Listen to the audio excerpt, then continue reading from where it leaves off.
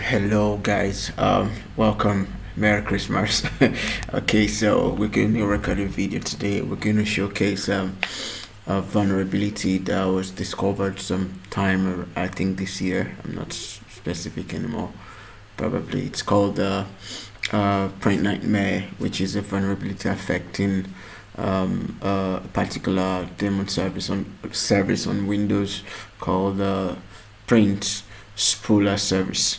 So there were two variants. I think the CV 2021 1675, which is the local, and the CVE 2021 34, I think 572, which is also known as the PrintNightmare, or they're all known as PrintNightmare.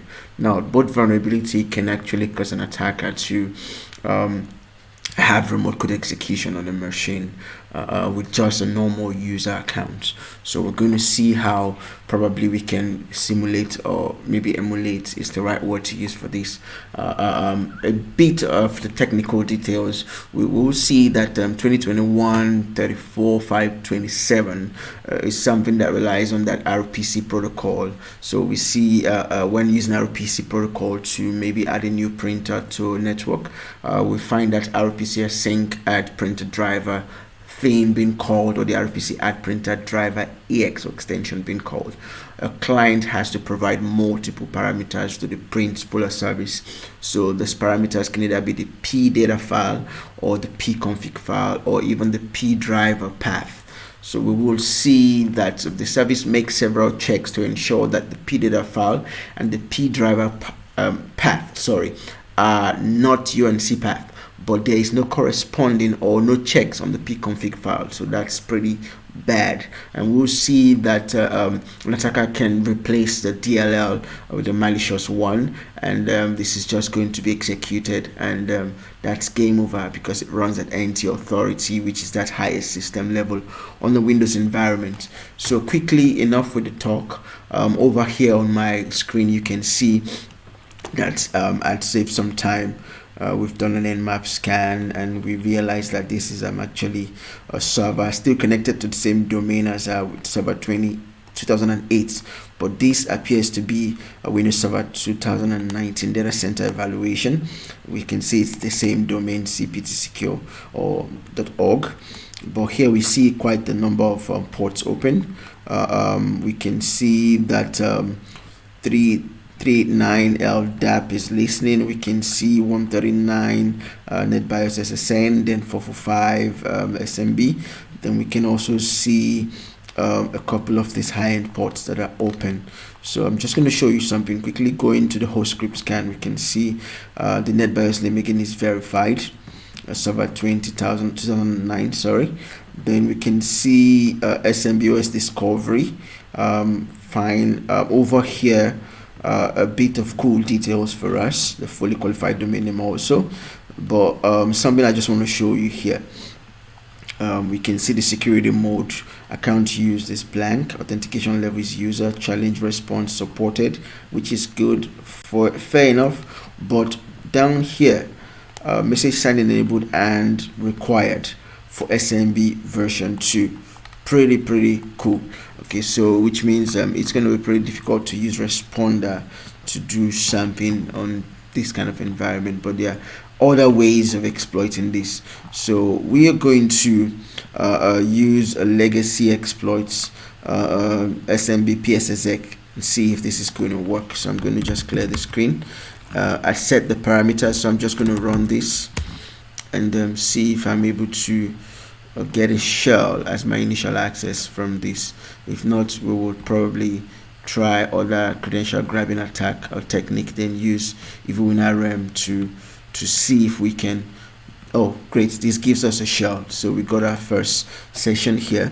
Now get UID NT authority, so that gives us a smile, because at this point we can maybe drop into a shell and try to interact with this. So let's start PowerShell. Let's see if we can start PowerShell. Okay, great. So we're going to get service Spooler. Okay, again we can see that service is running. and it's Spooler. That's the print Spooler. The status is running. So we're going to try and see. I had remotely dropped the exploit on the box just to save us some time. So we're going to see if we can maybe just take that exploit and execute it and see if it's going to work for us at the fly. If it does, then it means there has to be some form of patching going on this box. But if it doesn't, I'm still going to share the video just so we can see how maybe you can check this out on your own. So I'm going to go into the directory where that thing is, where I had dropped it into. So just work with me, please.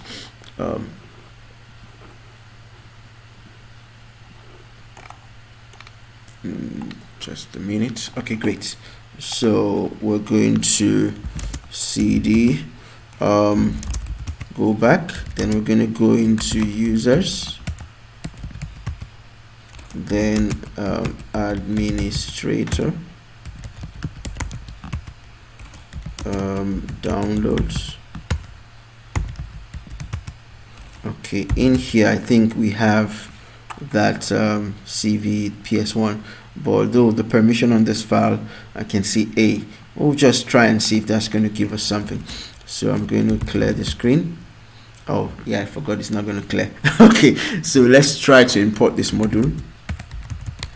So we're going to use the import module and the module name which you're trying to import. So this is CV 2021 1675 PS1. Okay, so I expect to see some form of error. You cannot run the script on the current system. For information about running scripts, okay, so let's try and see our execution policy. That EP bypass. Okay, so we're going to try to run that script again and see if we can actually run it this time around. Import module. We'll pass the module name, CVE. I'm just going to verify it again. 2021. Then it's a 1675.ps1. Okay, this time around we're able to import the module. So let's just invoke PrintNightmare and see if this will use the default credentials to create this thing for us. So the command is invoke nightmare. So it's going to try. If it does, it's to use the default credential admin and the default password. Oh, that seemed to work. So let's verify. Let's user admin. The user could not be found. That's not a good thing. I thought that's okay. Net user. Let's see if that command is going to run. Oh, there seem to be a bunch of them.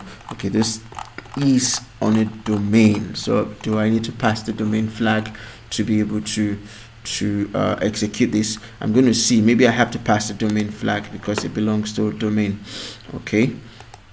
Okay, so we're going to run that invoke PrintNightmare again and see if we can add the default user.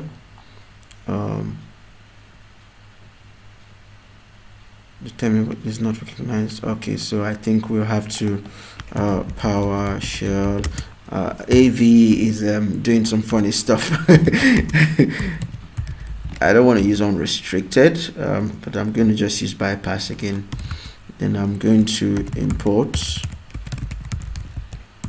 module CVE 2021. I'm just going to be fast with this thing. 1675.ps1. Okay, then I'm going to invoke nightmare. Okay, we'll see about that. Okay, great. So let's quickly verify net local group administrators. Oh, sorry, administrators. So we can see that admin1 user has been added to administrator. So we can do the net user admin just to verify, and we can see we're in the domain user, but at the local level, global group membership, we're domain user. At the local level, we are administrator. Okay, from this point, I think we can add ourselves to domain admin. We can just verify that net group domain admins. Let's see if we can. Then we'll put our name admin, then add. Okay, great. So I think if I run that net user admin again, we should belong to domain admin now. Okay, excellent. Now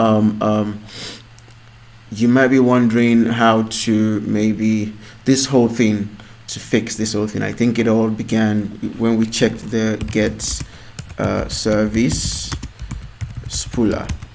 This is where it starts from. So we need to verify that Microsoft had released the patch. The server had to be effectively patched to fix a problem like this. Not just this. Remember, this server belongs to the same domain as the other server which we had been seeing, this server 2008. This is actually 2019. And there's also a 2022 server in the same domain. And it appears that from this, I can start to maybe pivot to other servers and maybe do some replication on the entire domain, and probably some very dangerous stuff. Well, I'm going to stop this video here. Well, the whole cheat fixing this first, ensuring that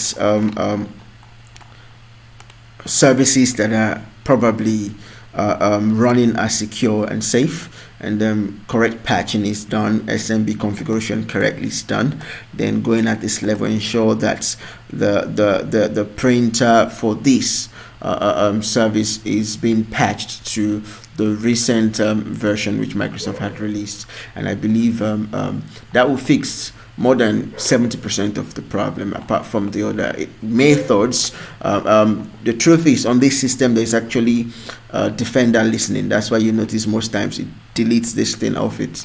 But that's enough is not enough to fix your problem. You must ensure that defense in depth, looking at all the triads, confidentiality, integrity, availability, and other aspects of security, event management, and also checking are in place to ensure that you have that utmost security, which is what is required to keep the environment safe.